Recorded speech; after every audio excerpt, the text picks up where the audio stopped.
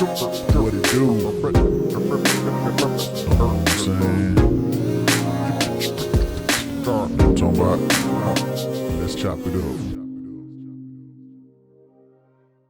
What's good, everybody? We back once again on the Let's Chop It Up podcast. I'm joined with my brothers, Crazy Chris, my boy Whiteout. We got a special guest today. Yo, what's up? It's your boy Roddy, back in the building. Lita Rodi, man. What does that name mean, bro? For real. Man. And let's go ahead and pronounce it correctly, because I heard it pronounced like 17 different ways, bro. Spell it out too, because a lot of people ain't going to catch it. So there it's you go. Lita Rodi, Lita Rodi. It now stands. It's an acronym or an acrostic now, which stands for living in the anointing, rolling over demonic influences. And that was after after death, right? So you got BC and AD, right? So after Christ, that name took on a new meaning after that.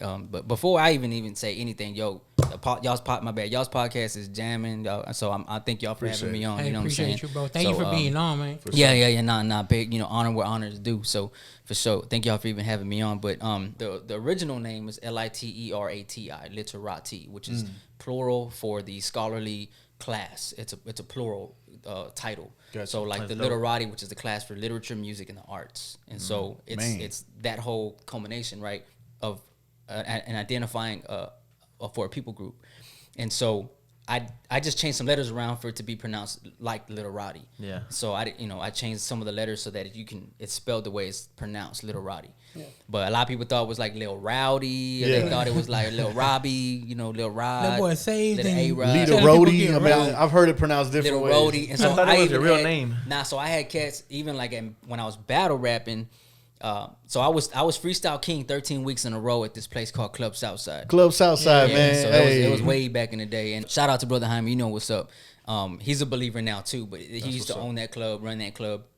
And this was back, it was Veracity Records. Yeah. Me, Picasso, Prophet, D Haven, and my twin brother was around too. And so 13 weeks in a row, freestyle king, and that was at Club Southside. So that whole era was pretty much where, like, even them, they used to be like, coming to the stage, Little Rat, you know what I'm saying, or just stuff like that. And I'm like, man, and they would just trash my name, bro. And I get up there, I'm like, all right, Little Roddy, you know what I'm saying? I get up there, get it right. I would do my thing. So yeah, man, there's quite a few artists that used to go there, and it was real popular. It was popping back then. I used to go to Club Southside, man. Wow. I was 13 years old, and my mom would drop me off, and I'll spend there all night, you know what I'm saying? Yeah. And that club is a teen club. It would go until after hours, and it would be called Club Sin. Yeah. And, it was the name. And that's exactly what it was. Yeah, it was after hours.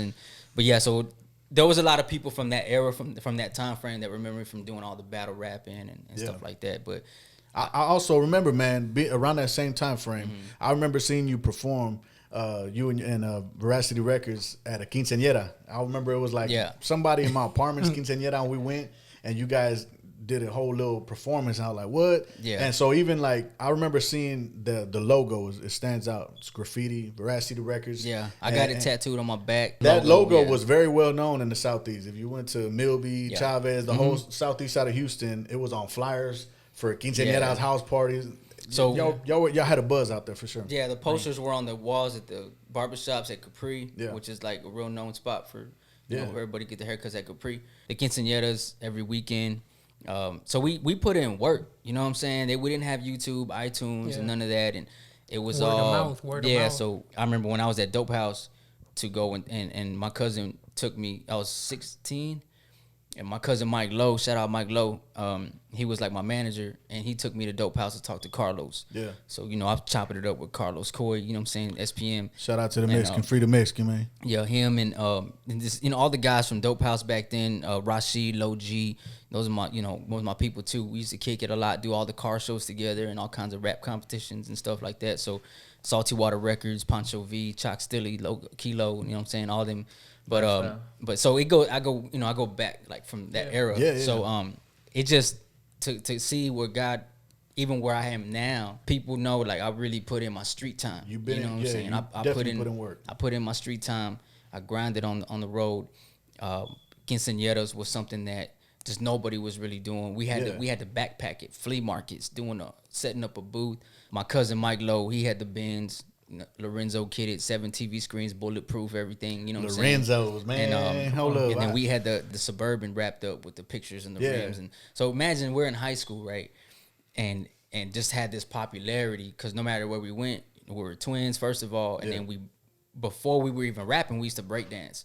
So it was like, it was hip hop all the way through and through. Man, you know what I'm saying? It was my boy Picasso on the crew. He did all the tagging and stuff.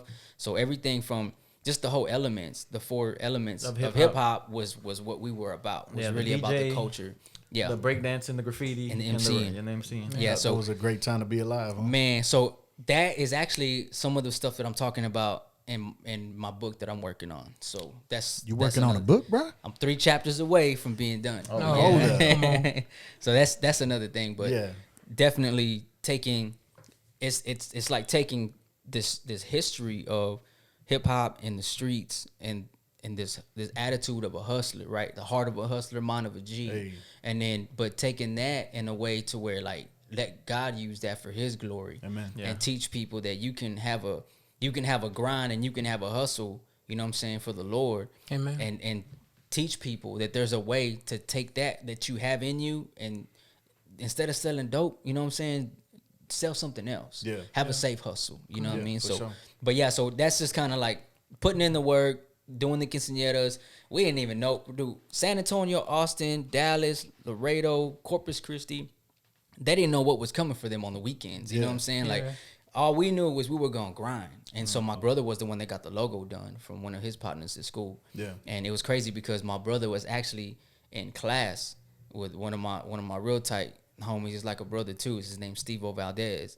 And he's a multi-platinum producer now. You know what I'm saying? Him and Manny Fresh did a lot of Lil Wayne's last album. And he's on your CD, right? Yeah, so we work, and we're working on some other stuff too. But my brother at that time, he got the label logo done. You know what I'm saying? And so whenever he passed away, it was taking what the work that we took it serious, bro. Like this was life and death for us. You know what I'm saying? Like it was our way to get out and be somebody, become somebody without having to sell dope. You know what I'm saying? Because it was a family operation for us. That's what we. So your brother made beats too, right? Yeah. So my brother was my producer. He was trying to be my music video director, and I was the one doing all the songwriting and the performance. Man.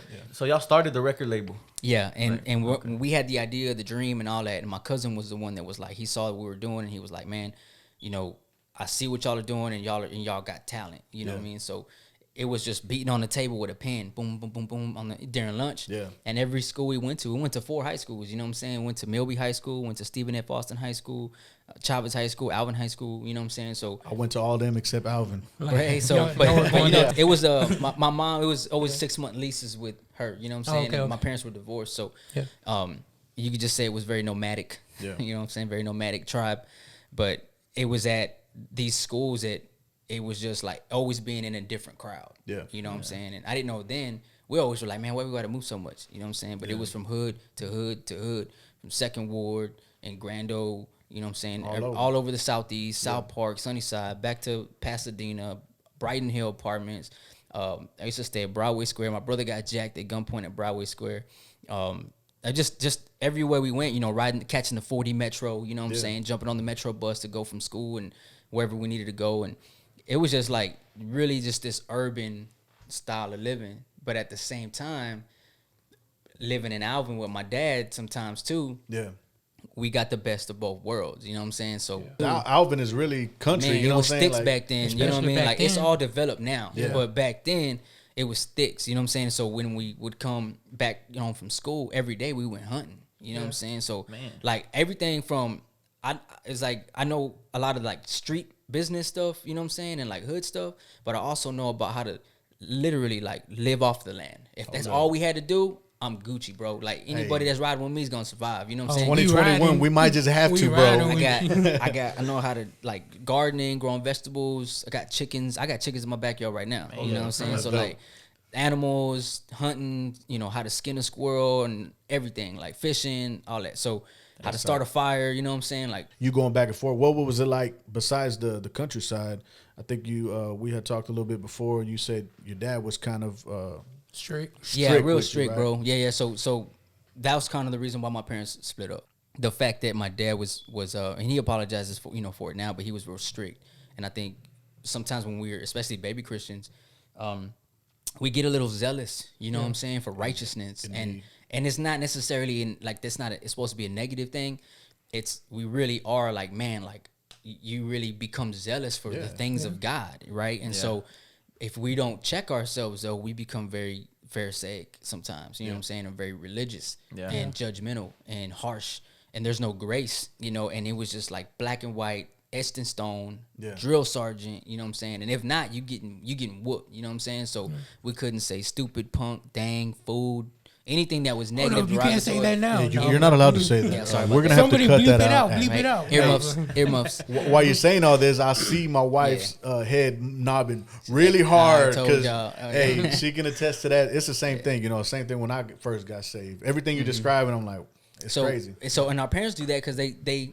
I mean, it's just like when my uncle told me one time, because my uncle was a sniper in the Army. One of my brothers was in the Army as well. My stepmom was Air Force. My stepsister Air Force. I was a volunteer firefighter for NASA Bay Fire Department for a little bit too. So it was just like we come from a family of service, and it's just, you know, they're good principles, right?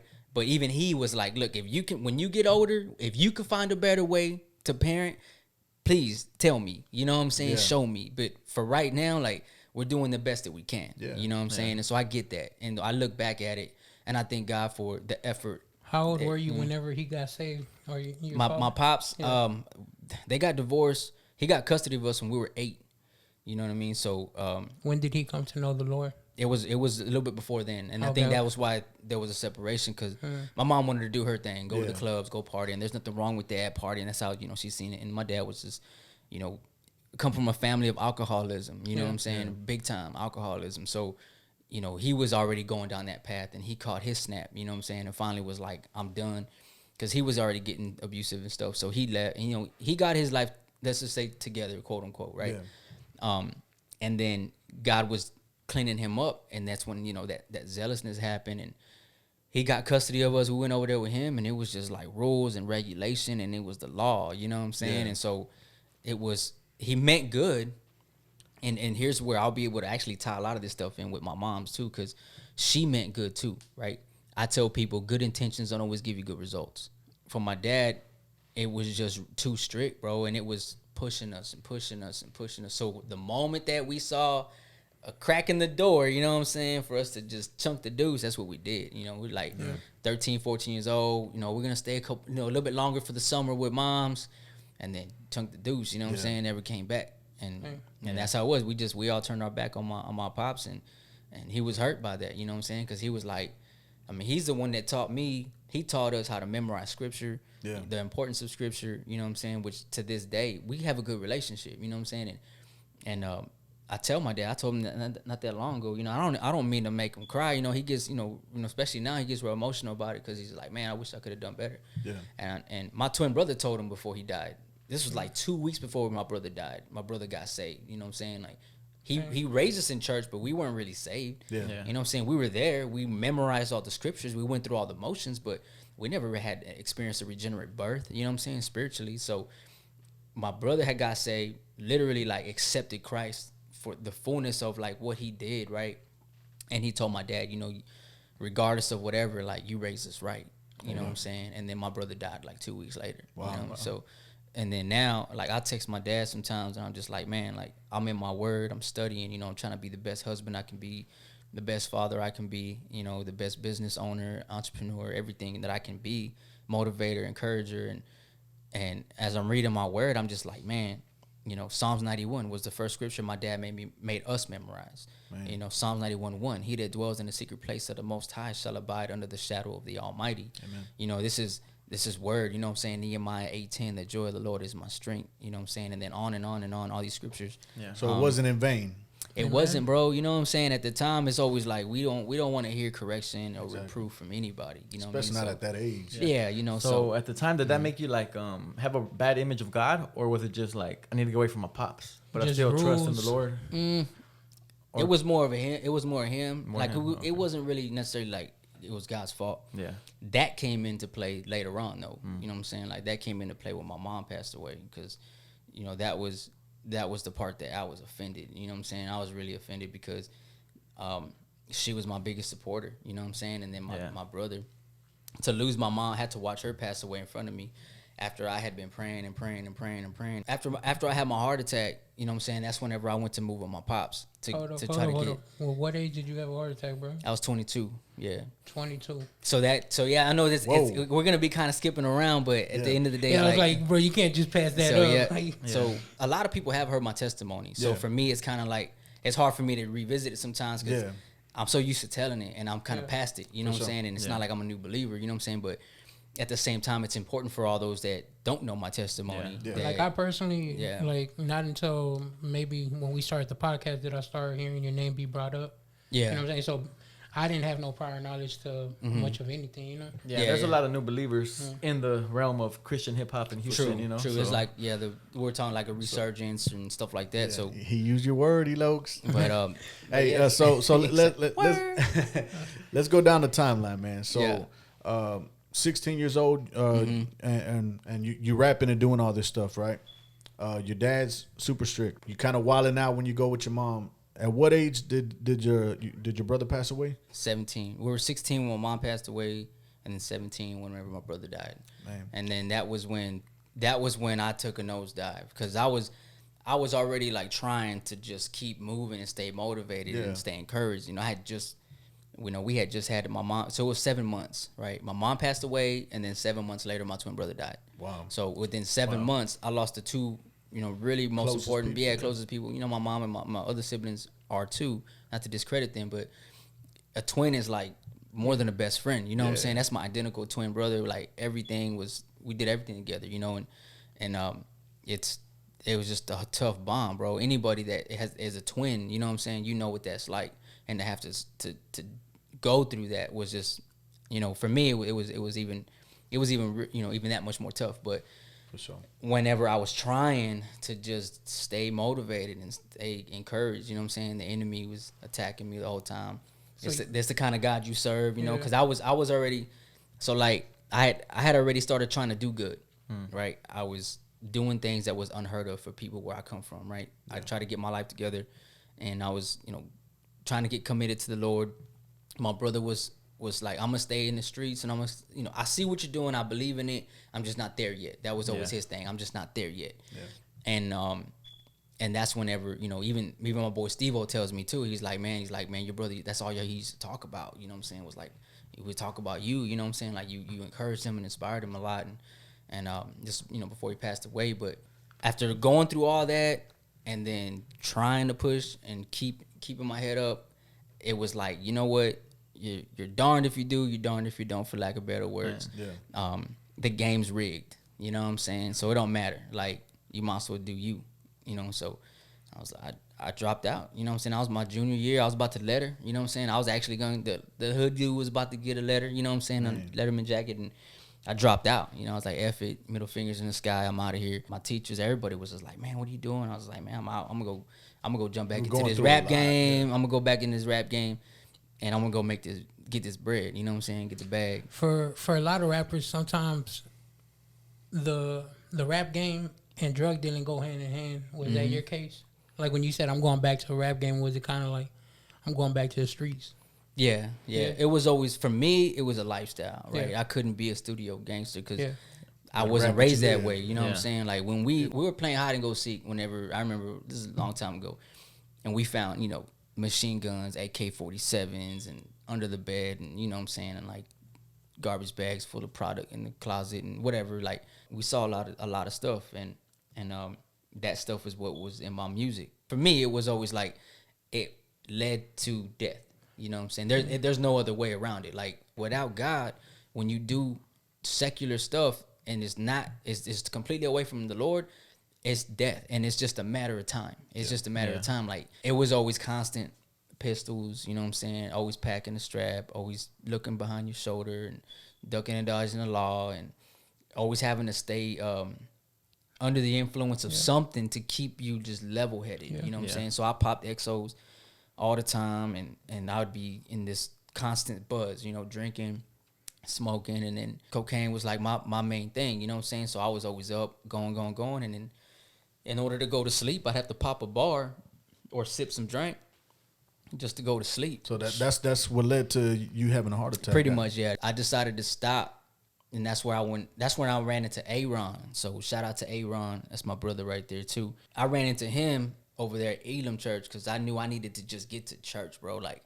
if there's one thing that stuck with me was like when you're spiraling out of control and everything's falling apart. Like, there's this constant truth, right, of like knowing that God's there. Yeah, you know, that's something that your pops instilled in you. And so it was just like, if you ain't got nowhere else to run, all you gotta do is come to God. Yeah, it's like all you gotta do. Not matter of fact, The mercy all seat. you gotta do is turn around.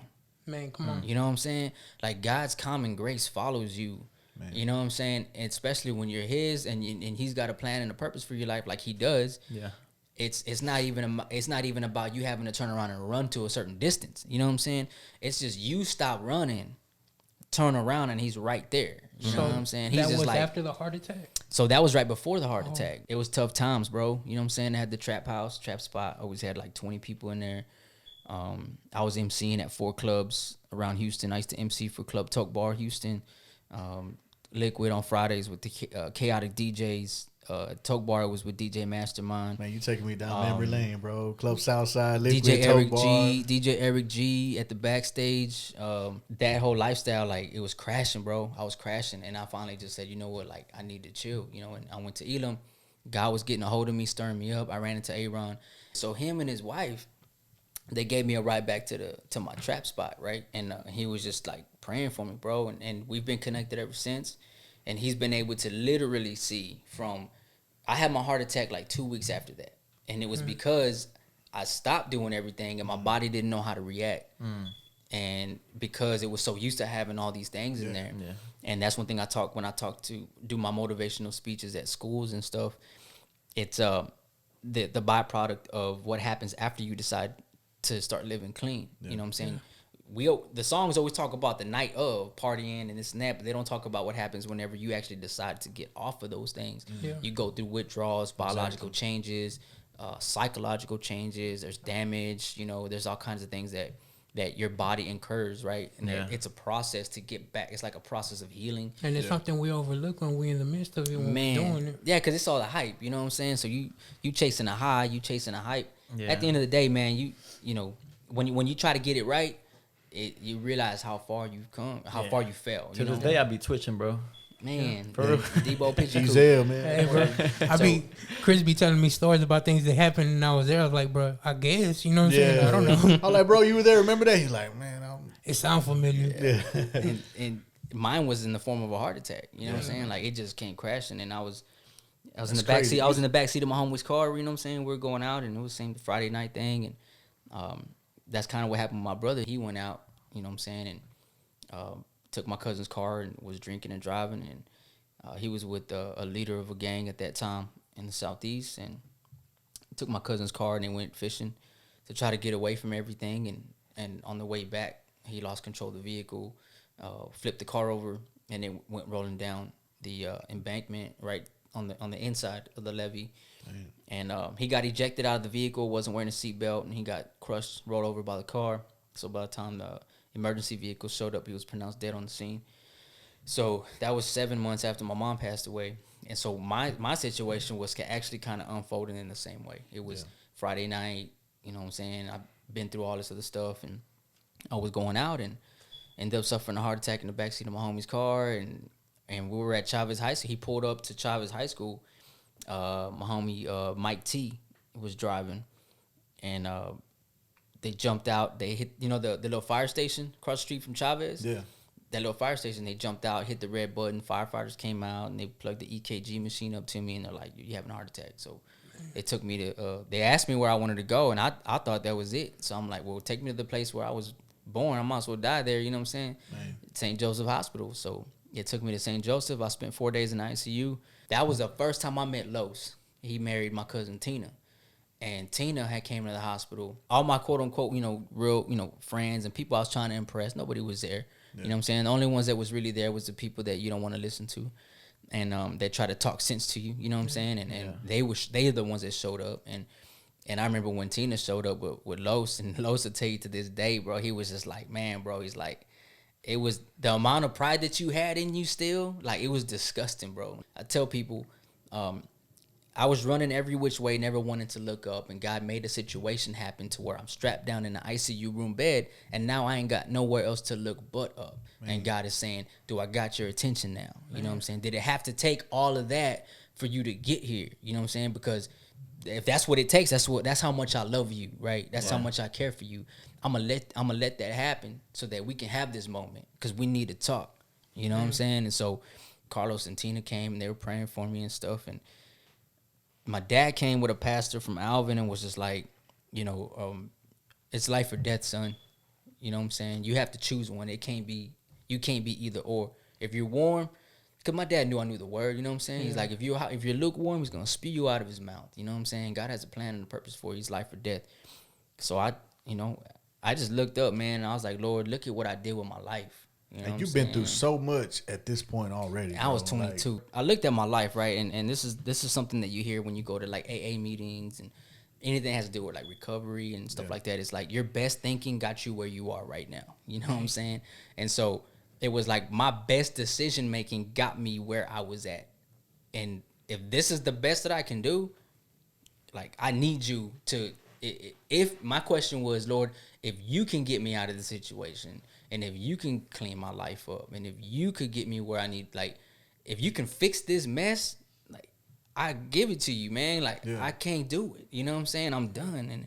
And that was the attitude that God was waiting on. You know what I'm saying? That was that contrite, that severe, like, seriousness of just stop running, man. Like, I love you so much. You know what I'm saying? Like, you don't even understand. So just give up the fight. You know what I'm saying? Like, stop. And I was a fighter, bro. Like, that's how we fought. You know what I'm saying? And I was, even to this day, you know what I'm saying? Like, anybody that knows me, I'm 5'2", but if you see the spirit realm, you see my attitude in the way, I am, like, I'm relentless when it comes to whatever it is I want to do in life. Like, I'm going to do it, and when I want to do bad, I do bad. You know what I'm saying? Like, real bad. Like, I was really good at being bad. And now I tell people as a Christian, I'm just bad at being good. That's why it's like, I'm not perfect. You know what I'm saying? I still make mistakes. I still get in my flesh sometimes, but at the same time, it's a difference of mindset. You know what I'm saying? And that was pretty much the paradigm shift. You know what I'm saying? If we want to use that word, paradigm shift of where God was gonna start, like, showing me, like, there's a plan for you that you haven't even seen yet. So as far as rapping, my bad. As far as rapping and rapping for Christ, how old were you whenever you dropped your first? Was it a album, EP, mixtape for Christ? You know what I'm saying? For the Lord. So there's one that nobody really knows about except for, like, the people that were really, like, in my real tight circle. I tried to do one called "In God We Trust." It was my very first attempt, and my cousin and my twin brother, this was before my brother died, and we did the photo shoot and did everything. We used the Mercedes-Benz and all that, and it's like, the whole thing is like, it's a white cover, baby blue colors, and it's like, it looks like it's in the clouds, like some old Jagged Edge type stuff from back then, so. And where can we hear this banger? Never released. Never released. Oh, like we put it out, but this was, like I said, it was just back before all the digital stuff. So you had your heart attack. Mm-hmm. Los. Trillos. Yeah. AKA Trillos. Yeah. I appreciate that because I was getting there. I was getting there. Yeah, so. It's weird because I don't know him by that, but yeah. Yeah. So I heard you call him C-Los. And C-Los. We know him as Trillos, you know what I'm saying? Trillos. So that's crazy. Yeah. He's married to your cousin. Yeah. And he's a fam, yeah. So she and him show up to the hospital when you have your heart attack. So he was real, man. I got it. Like I said, I owe that man so much, him and his wife, my cousin, because she let him, like, disciple me, and it was easy to disciple me, bro. You know what I'm saying? Like, I was raw. So it was like, I'm in Alvin. I left the trap, moved to my pops' house in Alvin to just get away from everything. I needed to get away. So cell phones, no internet, no cell phone, just cut all connection off with life. You know what I'm saying? Moved out to Alvin in the sticks with my pops. And even that conversation was awesome for my dad, you know what I'm saying? Because I was like, Dad, I'm ready to come home. Man. Prodigal son, you know what I'm saying? So my dad was crying, man, son, I was like, I just need to get someplace where I know somebody who just has Bibles and, like, somebody who has the word, you know what I'm saying? Yeah. So, and I knew my dad, like he had VHSs all on the wall from all these sermons, you know, everybody from like Shambach, you know, back in the day, Morris Cirillo, just old school stuff, right? And when I told my dad, I was like, I gotta come move in with you if you let me, you know what I'm saying? And my dad was like, son, you come on, you know what I'm saying? So I went over there. I didn't have a ride or nothing, you know. I just left everything, left everything at the trap spot, bro. Just moved in with my pops. Well, Carlos, Trillos, he would go scoop me, bro, from Mo City. You know what I'm saying? Mo City down. He would go from Mo City all the way to Alvin, scoop me up just so I could ride with him. Oh, bro, that's love. And that's just love. just so I can just so he could show me like this is how you know, just talking and just Doing life. It was like therapy, bro. Like I needed it, bro. I didn't have anybody to just lean on that was like, and he was just discipling me, bro, one-on-one, you know what I'm saying? And I had Did you all know these that's what it was questions. at that time? I didn't know that's what it was at that time. I just, like, I knew it as, you know, for me, where we come from, time is, you know, love is spelled Time, you know what I'm saying? So it's like, when you love something, you spend time with it, you know what I'm saying? And so it's like, that's what you love, you know? So when somebody's willing to spend time, that's love. And that's how I always seen it. And so he was spending time, you know what I'm saying? He was like, yo, I'm gonna come scoop you up. And it was an inconvenience, bro. You know what I'm saying? Yeah. But it It's was like what, 30-40-minute drive one way? If that, yeah. Okay. I mean, because he was coming from Mo City, so Beltway 8, from Mo City, Beltway 8, 288, all the way down, Highway 6, Manville, go to Alvin, scoop me up. That whole period of my life, bro, was, I was going through some things with my beliefs too, because I was being taught something else. And things were just weren't lining up, you know what I'm saying? Because we had this whole word of faith movement, you know what I'm saying, going on, where it's like name it and claim it, and all you gotta do is believe it and receive it, and all you gotta do is have faith, and da-da-da-da, and it's like, I had all that, you know what I'm saying, when I was praying for my mom and she died, you know what I'm saying? So like, what's the problem? You know what I'm saying? What happened? And to have answers being given back to me were not scriptural. You know, a lot of these ideologies and doctrines and teachings aren't scriptural, you know what I'm saying? It's just like man-made stuff. So they gave me a man-made answer. Yeah. You know? Well, that's all they had to give. So which was, well, A, you either didn't have enough faith. Oh, man. Or B, you had unconfessed sin in your life. You know what I'm saying? And pray hard enough. And I'm just like, and so I'm telling Lo, so, you know, what's going on? You know, and he was walking me through this stuff. And then me, like, I'm all about going to the source to get information. The best way I could do it was like, well, how about I go to seminary? You know what I'm saying? And Los he was backing me up. So Los was like, bro, go to seminary. You know what I'm saying? So I was like, cool. So I went to Bible college. You know what I'm saying? So how old were you at this point? I was 23.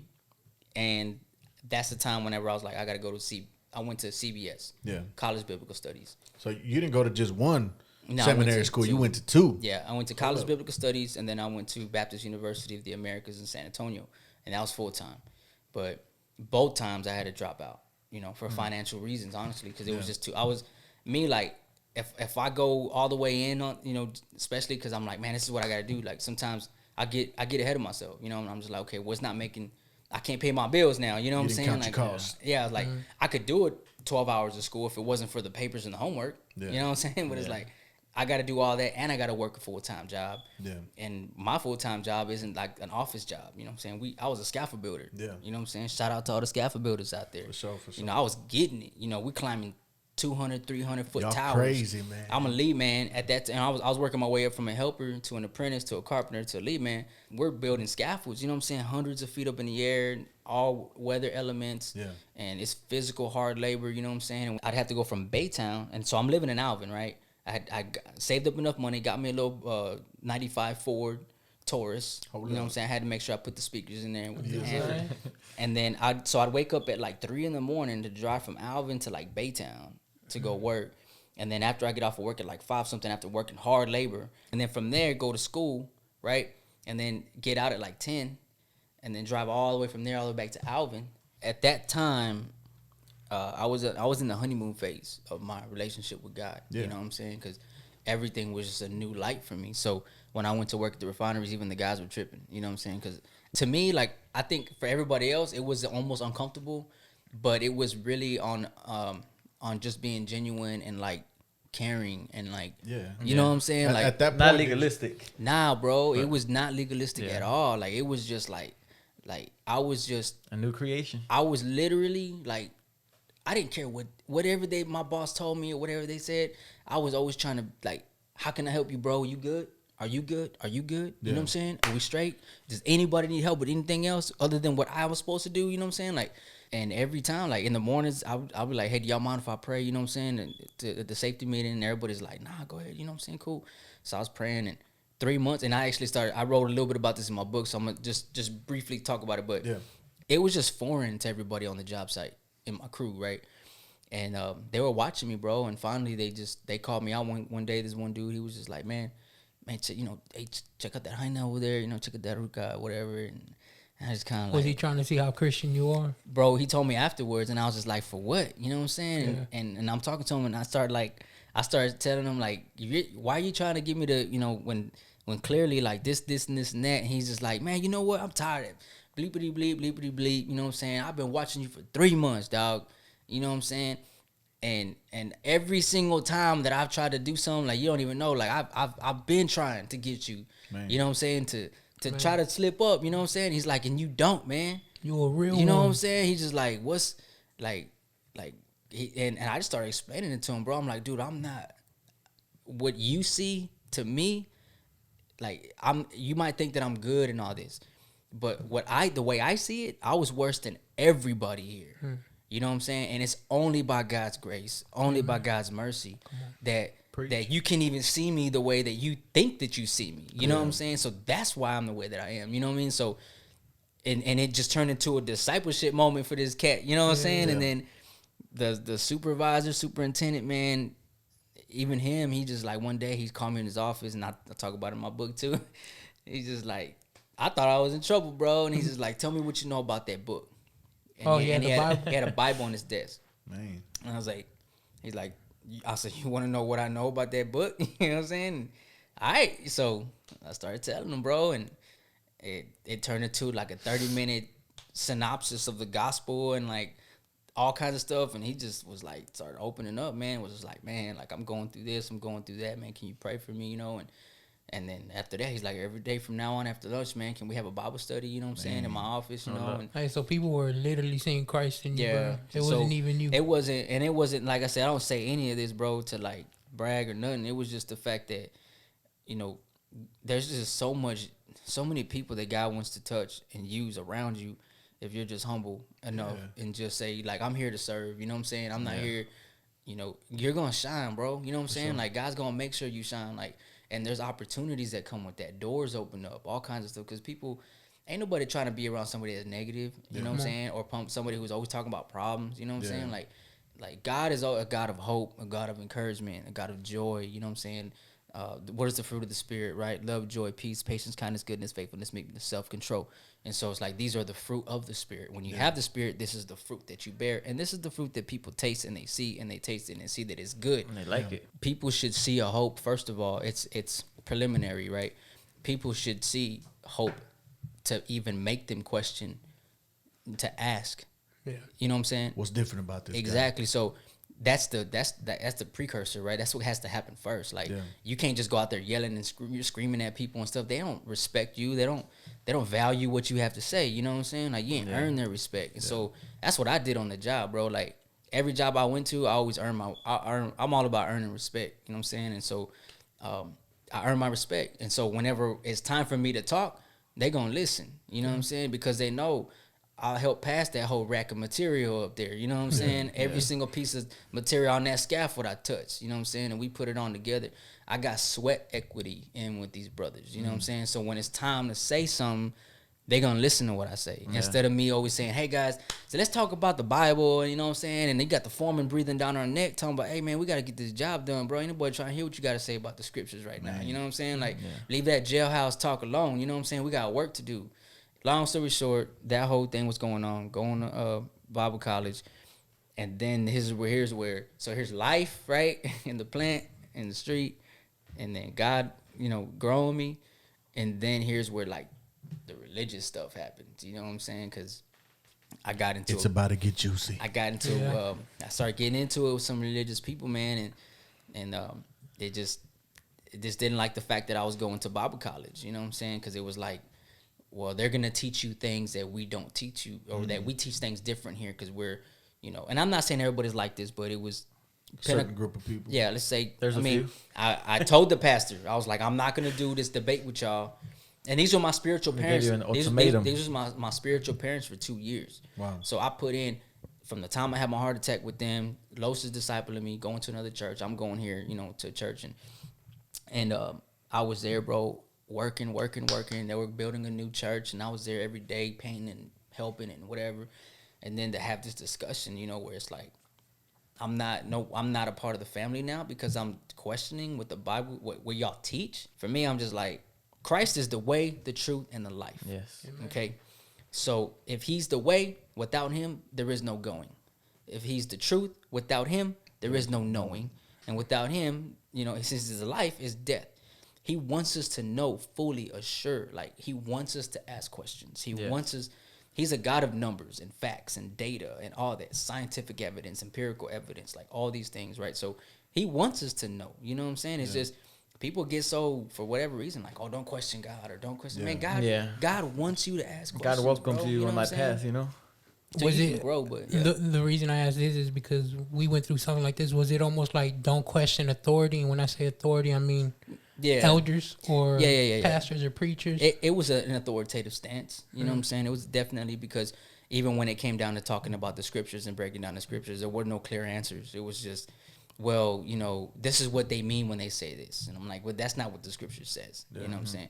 And this is where I tell people, look, I don't got the time, you know what I'm saying, to get caught up in majoring in the minors with anybody. You know what I'm saying? Like, if I do have some time, we can talk about it. But usually I major in the majors. You know what I'm saying? Like, is it an essential?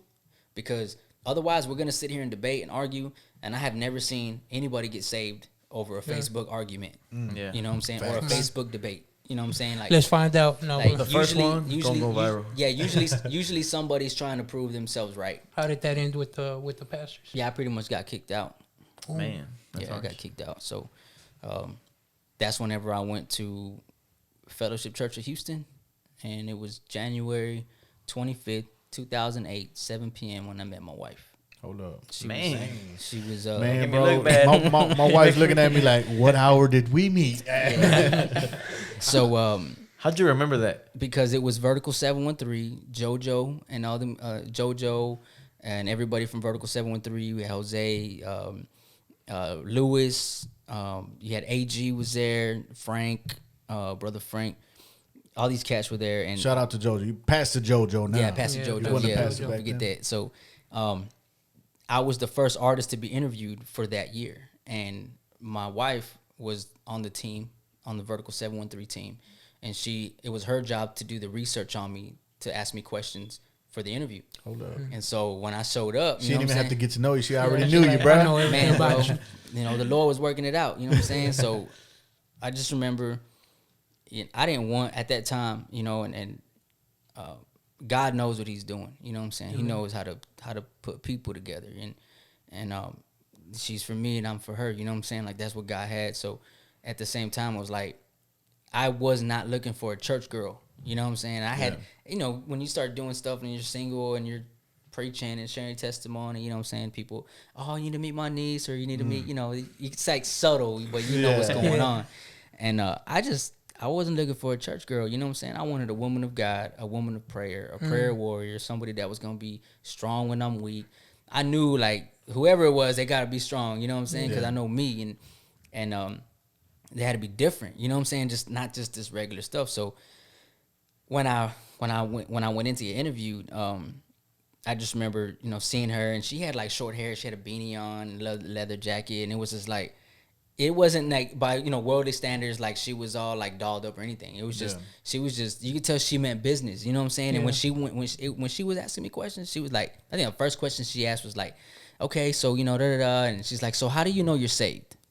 And I'm just like, let's start this interview over. I was like, Lord, you know what I'm saying? That's one point right there. Like, she's getting straight to it. It's like, how do you know you're saved? That boy stopped the interview and said, I don't know, but can you save me? Can you lead me in the prayer? So, yeah, man. And I got goofy, bro. Like, I was just, That boy started cheesing. So even at the end of the interview, I was just like, I was trying to leave, and we laugh about it now, but I was just like, all right, yeah, so, y'all good? Y'all got my number? Everybody got my number? Y'all good? You contact? You got my number? Yeah, and then when I left, they're all like, Sister Barbie, you didn't see that he was trying to, and he was trying to give you his number. Make sure you had his number. What? And then, so anyway, the rest is history, right? So anyway, that's how we met, and Vertical 713.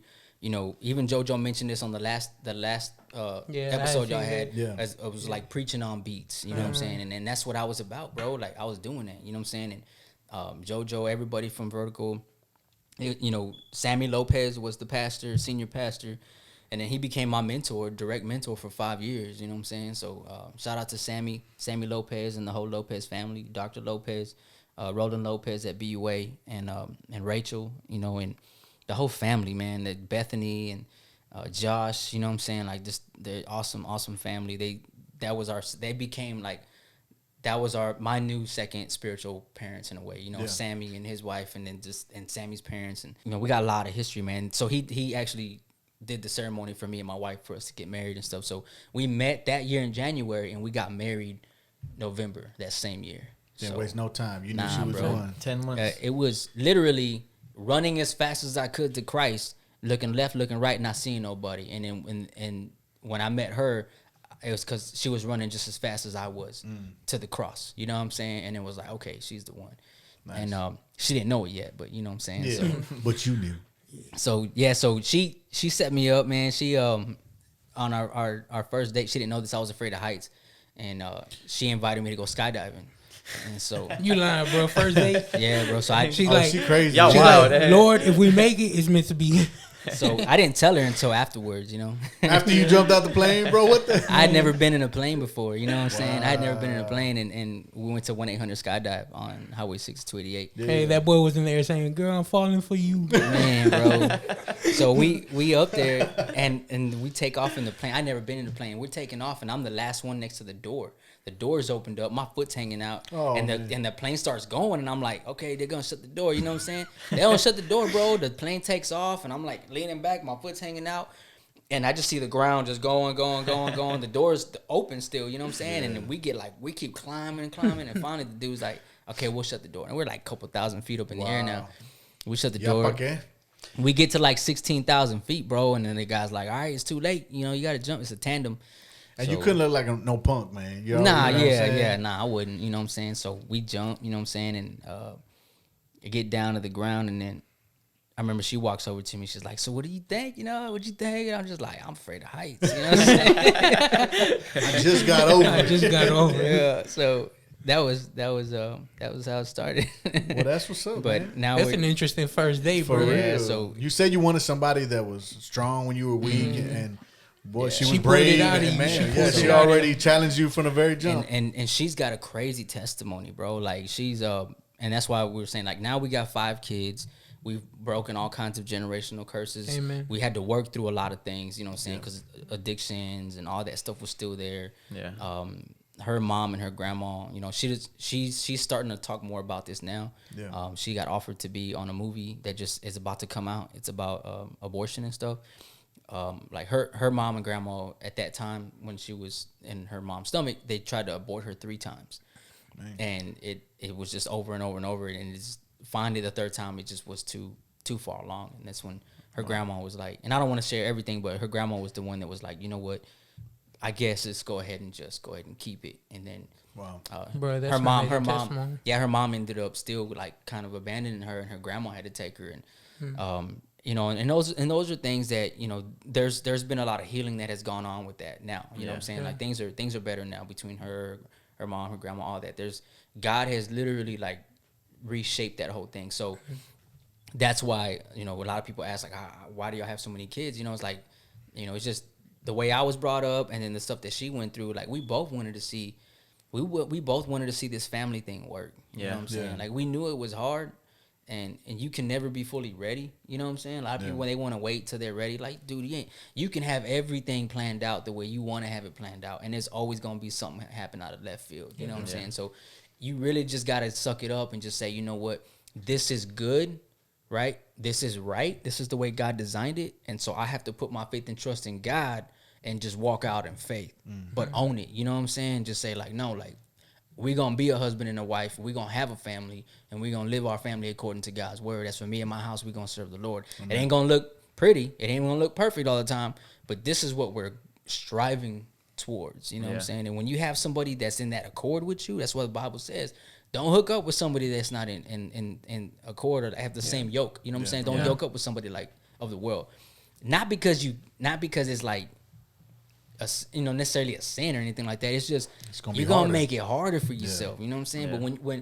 But when two imperfect people come together for the same cause and they put their faith and trust in a perfect God and a powerful God, you know what I'm saying? Like you can literally together walk this journey and see these chains being broken. Yeah. Boom. Boom, and y'all going on how many years of marriage? 12 years. 12. Yeah, our anniversary's coming up. Congratulations. November 22nd. It'll be 12 years. We got 5 kids from the ages 10 on down. Man, that's hard work. That's a testimony in itself. Yeah, you know? So I've heard one guy say it this way. He was like, what he said, I got, because he had 5 kids too, and he was a preacher. He said, I got 5 kids with my wife, not because I love kids, because I love my wife. but at the same time, you should have told him, but will you jump out of plane for? Yeah, right. So it's just now that we are where we are, there's just all these other dynamics that we're able to play out and have tested by trial and fire. Yeah, and so that's where all this wisdom. Honestly, I feel like this day and age, with young men and even older men working in the refineries, trust me, bro, I was a safety supervisor. You know what I'm saying? I worked my way up from a scaffold builder when I first started. And my last job in the refinery, I left a year ago. I was a third-party safety over the entire shutdown. You know what I'm saying? Like the whole shutdown, I was in charge of all safety aspects of it. Let's rewind. So you going to Bible college, you sold out for the Lord, and then you also went to a second seminary school after that, correct? Yeah, San Antonio, BUA, Baptist University of the Americas, and that's where when Sammy went to San Antonio, Mighty Fortress Christian Fellowship Church, so we went over there, and I went there full time. That was going good for about 9 months, and then that's whenever everything was like starting to crumble for me financially. And your whole family moved out there? Or? So yeah, me, my wife, and my son at that time, we went out there full time, living there. If you don't mind me asking, what made you want to go to a second seminary school? And then also in San Antonio. Yeah. So I really wanted to try it. I wanted to give it another shot, because. You said due to finances. Yeah, and having the degree, I was gonna major in business, and then my minor was gonna be in theology.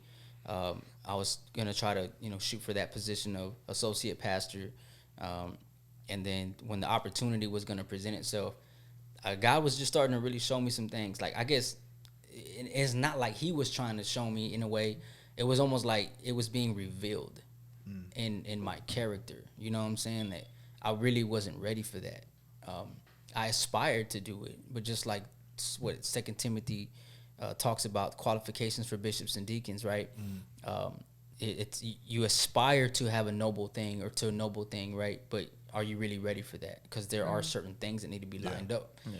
And my character just wasn't really there, and it was being exposed to me by my stress and anxiety for finances, because I really was hurting.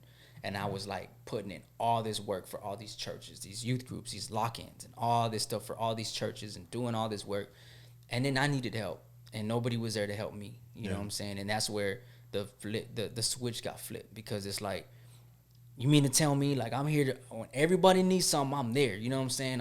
And I get things done. You know what I'm saying? But when I need something, just to pay, just so I don't lose my truck, I'm at seminary full time, and I'm preaching the gospel, and kind of like what y'all was talking about last time. You know what I'm saying? Like I'm doing things like the right way, and everybody sees it, but nobody's helping me financially to make it. You know what I'm saying? Like, can somebody? I had one dude one time hit me up, and he was like, man, who's sponsoring you? You like, how many sponsors do you have a month? And I'm like, what do you mean? You know what I'm saying? He's like, you don't have a sponsor? I was like, nah. He's like, you don't have not one person who like faithfully sponsors any amount, like monthly. No.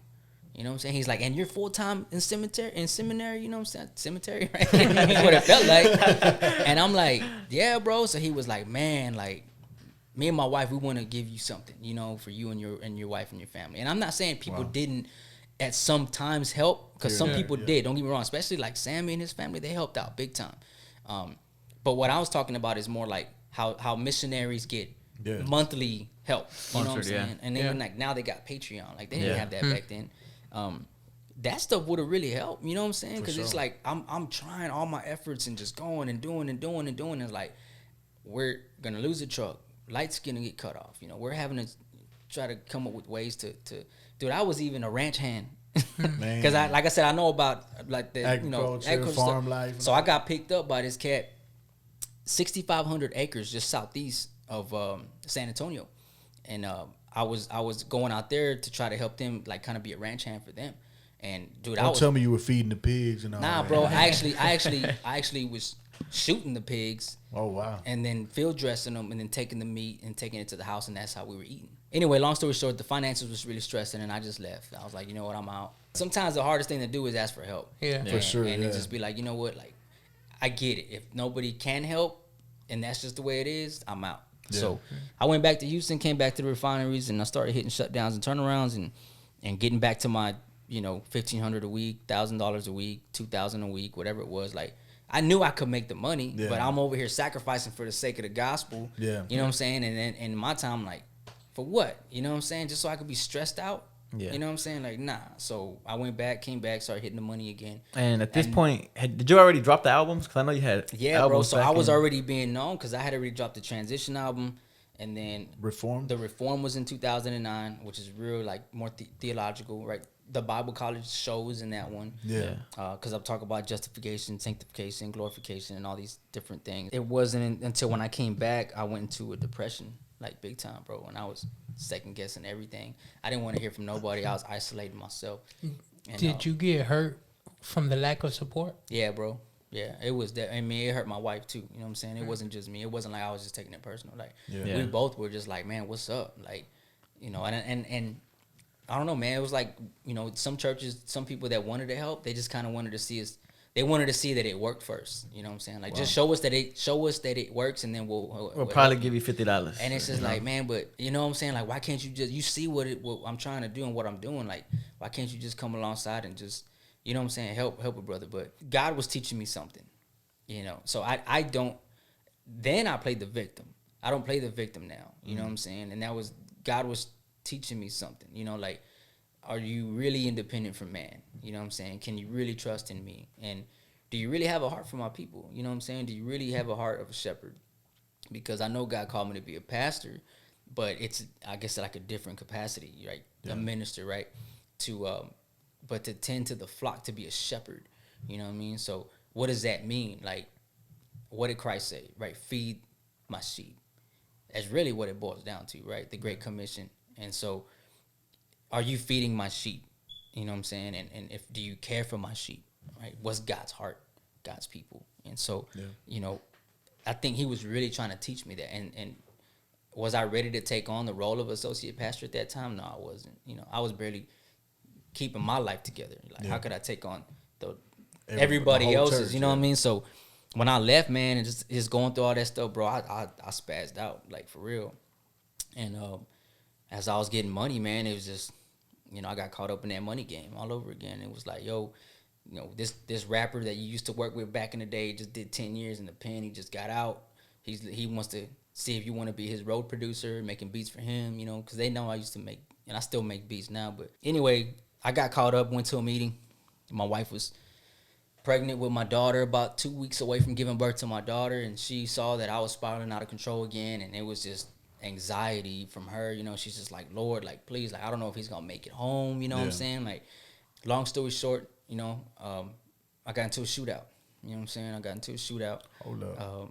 Some real gangster stuff, and I backed into a truck, had some cats in there. They tried to jump me, and I was by myself, and it was late at night, and I tried to get away, and they didn't let me get away, chasing me and stuff. I'm hopping curbs and stuff, and they try to make me flip my vehicle, and I was packing. I always pack, you know what I'm saying? So I pulled out my 9 and I cocked it back and let them rip, you know what I'm saying? And they stopped chasing me after I shot like 5 times. And long story short, man, I get jammed up for self-defense. You know what I'm saying? It was really self-defense. But should I have been out? No. You know what I'm saying? So I get it. But it was still, the principle was I'm going to defend my life. Yeah. And I did it. And because I didn't have a CHL, It didn't look good. You know what I'm saying? And so next thing you know, I'm in Harris County Jail, 701 Gladiator Tank downtown. Shout out to Dustin. Appreciate you, bro. You know, I met Dustin there. He was my bunkmate. And they told me I was facing 25 years. You know what I'm saying? I woke up and they're like, your case is so severe, you're going to wait in here for at least 6 months to a year before you get to talk to a judge. And you're looking at 25 years. You know what I'm saying? What year was this? This was 2011. 2011. Yeah, so my wife was 2 weeks away from giving birth to my daughter. You know what I'm saying? So it was a turn of events because she was like elated. She said, and she says to this day, she thanks God that she was able to get her first restful night of sleep, knowing that I was in jail.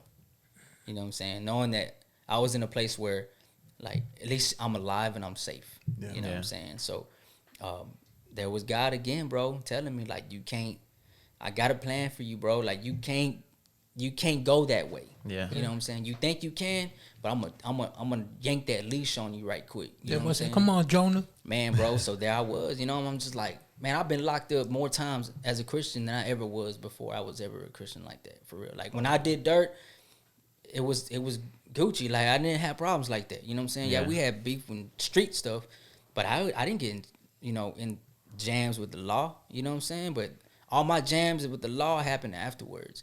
And it was always for stuff that I never got popped for before.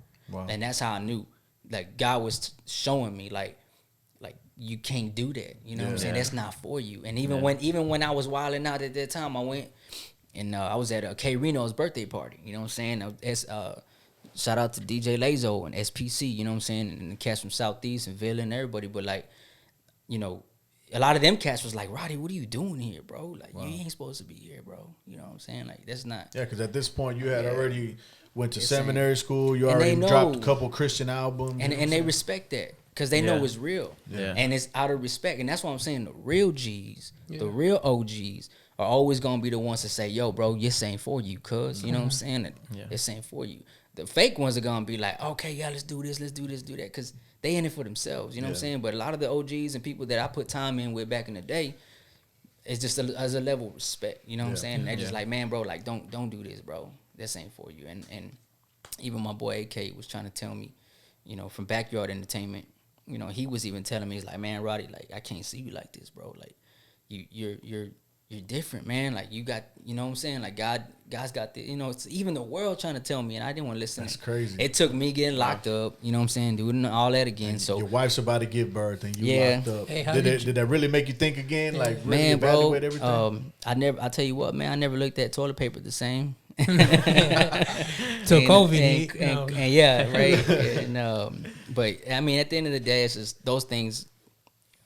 God was just showing me, and He's had this plan, and all I had to do was just submit and stop fighting. So, anyway, long story short, I got out of there, spent like $10,000 on a lawyer, and then I got into another jam after that, spent another $20,000. At the end of the day, it's like, God's like, are you done learning? You know what I'm saying? Are you done learning the hard way? You know what I'm saying? Seminary school was cheaper. No. Man, hey, bro, I tell you, man. So now it's just like a lot of that, right? I take street knowledge, hard times, scripture, and put them all together in my music. Because even as a motivational speaker, like, I got picked up by the U.S. Army, and I went, and I've done like 8 engagements for Fort Benning in Georgia, where they train the paratroopers and the Rangers. You know what I'm saying? And I go out there, and I've been out there to speak to them. And there's a lot that, like, when I'm walking with God, guess is what God is showing me, right? Like, when you walking right, standing with me, I'm gonna put you places that you would never see yourself. You know what I'm saying? That's crazy, bro. And when you're not walking in right, standing with me, you're gonna be in trouble. You know what I'm saying? Like, you're gonna be sitting in the Harris County jail. Yeah, he disciplines those that He loves. You know what I'm saying? Because he loves you. You know what I'm saying? So He disciplines you. But now, looking back, bro, like, that's one other reason why I'm like, there's just so much content. You know what I'm saying? That it's not to just. That's why even when people tell me, like, man, would you want to win a Grammy, or would you want to do this? Like, there's some real songs that have yet to be made, and material. I didn't want to come back into the music. You know what I'm saying? I really didn't. Like, I was cool doing me, my family, after going through all that and everything. Everything I've been through with the streets, everything I've been through with the church, religion, all that stuff. Like, I just got to a point to where I'm just like, I'm done. Like, can I just can I just work these shutdowns or go to work, come home and be daddy? You know what I'm saying? Just be that barbecue. You know what I'm saying? You got a lot on your plate. 5 kids. You know what I'm 5 saying? kids. You know, and then the leather company kicked off. Yeah, man. You know what I'm saying? Tell us a little bit about that, man. Yeah, 84 leather. 84 leather. Matter of fact, I was waiting for it so that way we have an element of surprise, but I'll go ahead and hook y'all up right quick. Hold got up, the bag. man. 84 leather bag. So I brought y'all some copies of the album. Already. So all y'all get a copy of the album. I already bought it on iTunes, man. I've been jamming it. That mug is hard, bro.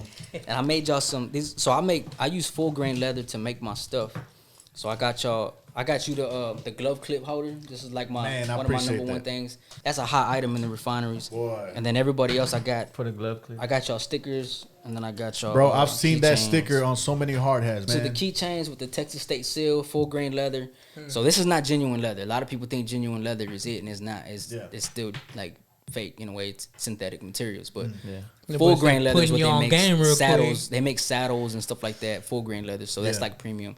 So anyway, I brought a couple of these for y'all. Thank you, bro. And then that way y'all can shout out to 84 Leather, man. Yeah, like I said, hey, that's clean right there, bro. That's legit. I work in the refineries, man. I'm on a break right now, but I've seen it from Freeport to Beaumont to Baytown, all the way up in Detroit, Michigan. I seen a dude with that sticker on your hard hat, man. So it started 4 years ago because I was a supervisor and the notepads weren't up to my standards. They're breaking apart and stuff. So I couldn't find a notepad I was like, what if I get a notepad that's out of leather, like real leather? Yeah. And there wasn't one that I could find, so I made it. And just like anything else, like a hustler, bro, when I took it to work, and I had like 16 orders off the bat, these cats were like, yo, make me one. So if it makes dollars, it makes sense, right? Yeah. So I was like, okay, cool. You know what I'm saying? I made it. I went over there and I started hitting them up, and next thing you know, they're like, if you can make that, then you can make this and make this and make this and make this. And bro, I've seen like, radio harnesses, custom with everybody's name. I mean, everybody in the refineries has got some form of 84. You said all the way up to Detroit, huh? All the way in Detroit, Michigan. I was working a turnaround over there. Yeah, so now I think the farthest, like I got customers in all 50 states now. Customers order my stuff from the Virgin Islands to Hawaii, Alaska. So you got a website?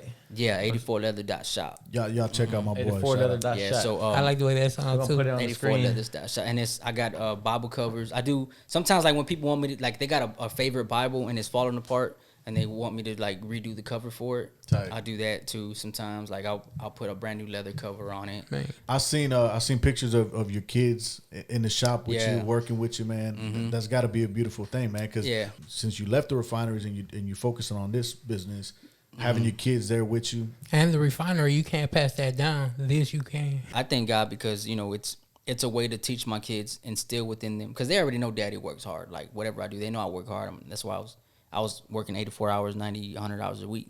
But here they get to see it in action, and I get to teach them, bring them in the shop, and I'm teaching them about money. You know, I teach them about, you know, these are subjects that a lot of people shy away from in the church too. And it's just like, nah, bro, like Jesus talked more about money than he talked about heaven and hell combined in the Bible. You know what I'm saying? It's a tool that we're supposed to use, you know, with good stewardship. You know what I'm saying? So I teach them about money. You know, and I teach them about like when you do certain things, you earn money. You know what I'm saying? And if you don't do it, you don't earn money. If you like right now, I got them feeding the chickens. You know what I'm saying? In the morning. You know what I'm saying?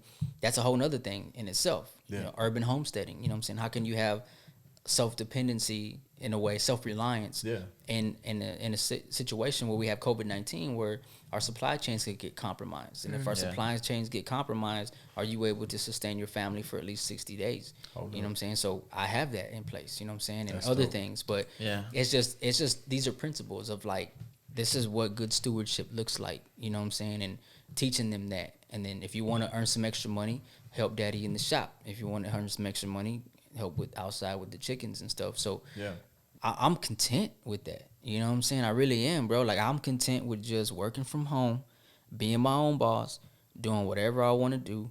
And, you know, everything from scriptural, you know, Bible studies with my family. I don't need to jump out here and do the music. But I'm glad that you did, bro. But but God's calling me, and it's like with everything going on, bro, it's like God's just showing me like you got so much wisdom to give. You know what I'm saying? And it's not in a prideful way. It's just like why stop? Yeah. So it's been almost 10 years. Man. And now I'm like, let me just jump out with the Glory album just to kind of get my foot out there and let people know I'm still here. You know what I'm saying? Hey, So when you say get your foot out there, you mean like just dabbling in it, or you back? I'm back. You back? Hold Yeah, up. I got another Okay. project in the works right now. That's what I'm talking about. Yeah. That's what's up, bro. Hey, and I've been jamming the Glory album, man. You come in hard from the jump, bro, and we'll put up a little sample of it.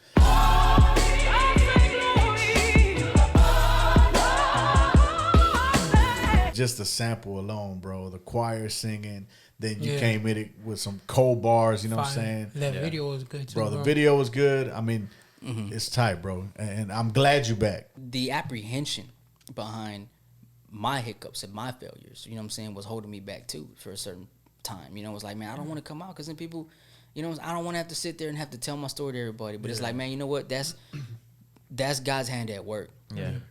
Don't run from that. You know what I'm saying? Don't run from what he's brought you through. Amen. And so I just had to get over that part too and just say, you know what? It's not for them. And that's why I tell people, if you focus on what everybody else is doing wrong, you ain't focused on what you should be doing right. Yeah. You know what I'm saying?